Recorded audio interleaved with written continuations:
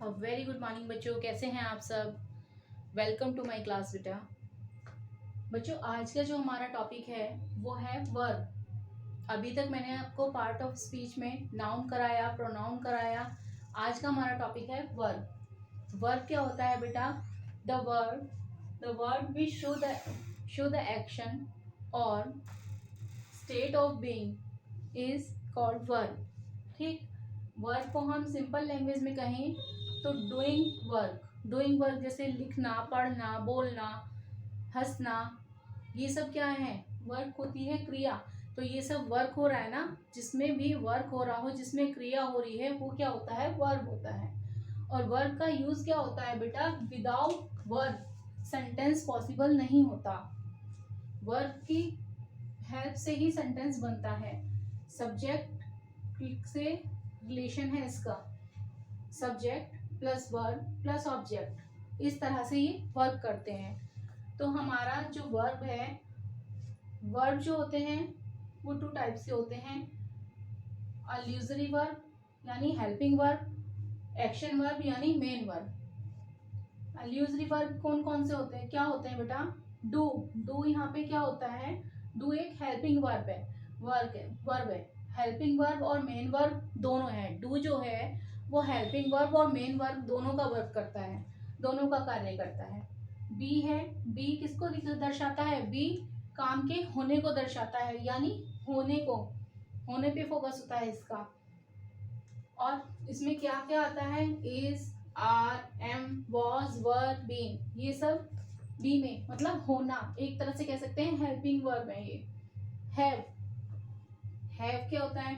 Have हमारा जो have का जो सेंस होता है बेटा वो होता है हैज, हैव, हैड। इसमें होता है ये पास्ट के सेंस में यूज होते हैं। लेकिन हैव जो है यहाँ पे, एक हैव होता है हमारा पास होना, पास होने के सेंस में। जैसे मैं कहूँ आई हैव अ पेन, तो ये मेरे पास है, ये मेरा पेन है, मेरे पास है, तो उसमें भी यूज होता है हैव। बट यहाँ पे ये पास्ट के सेंस में यूज हो रहे हैं। ही, हैज, हैव और हैड पास्ट के सेंस में यूज होते हैं।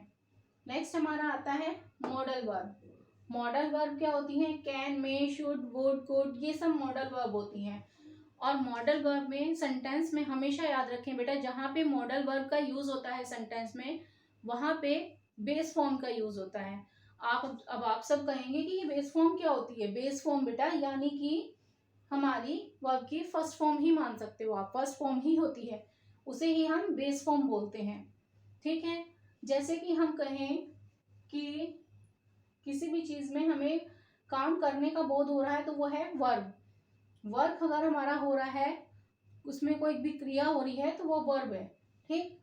इसी तरह अगर हम मॉडल, सेंटेंस में मॉडल का यूज होता है, जिस भी सेंटेंस में मॉडल का यूज होगा उसमें हम बेस फॉर्म यूज करेंगे। बेस फॉर्म यानी वर्ब की फर्स्ट फॉर्म यूज करेंगे।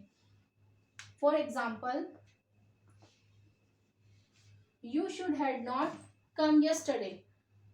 इसमें इस सेंटेंस में शुड का यूज हुआ है, शुड का यूज हुआ है, तो शुड क्या है? मॉडल है।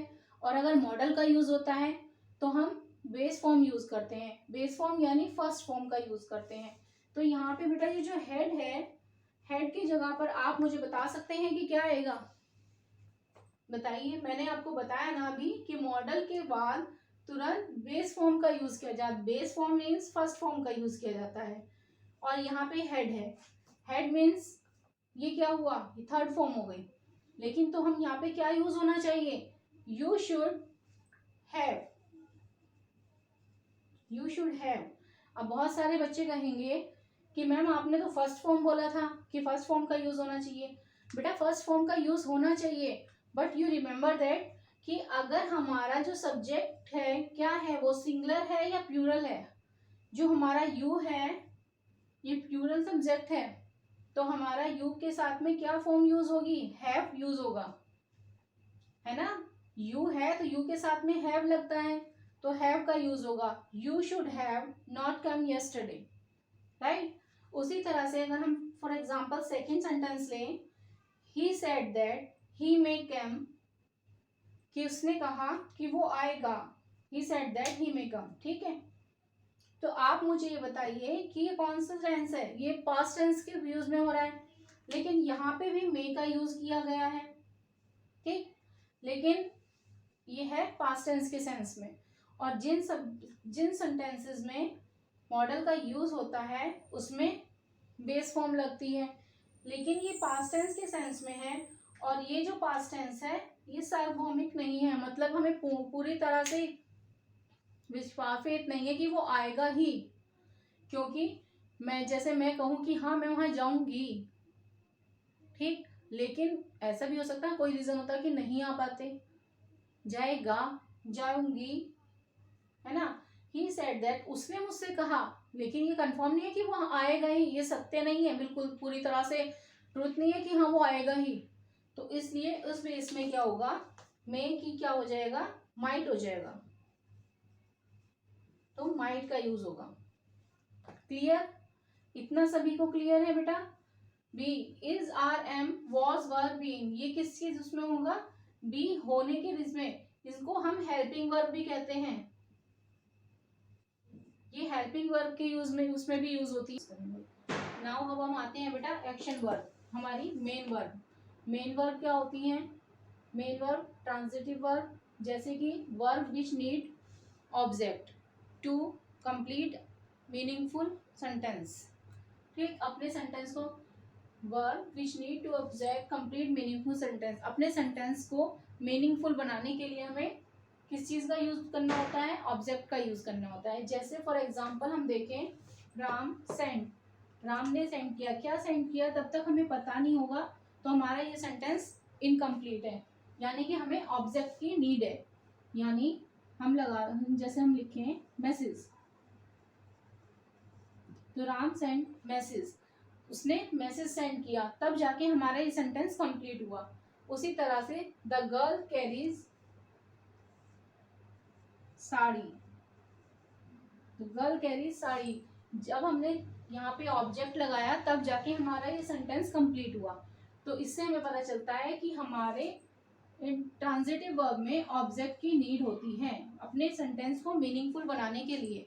उसी तरह से बेटा होता है इनट्रांजिटिव वर्ब, जिसमें हमारे ऑब्जेक्ट की नीड हमें नहीं होती, ठीक, इस चीज को आप ध्यान दीजिएगा। जैसे ऑब्जेक्ट की नीड क्यों नहीं होती, क्योंकि ये अपने आप में कंप्लीट होता है।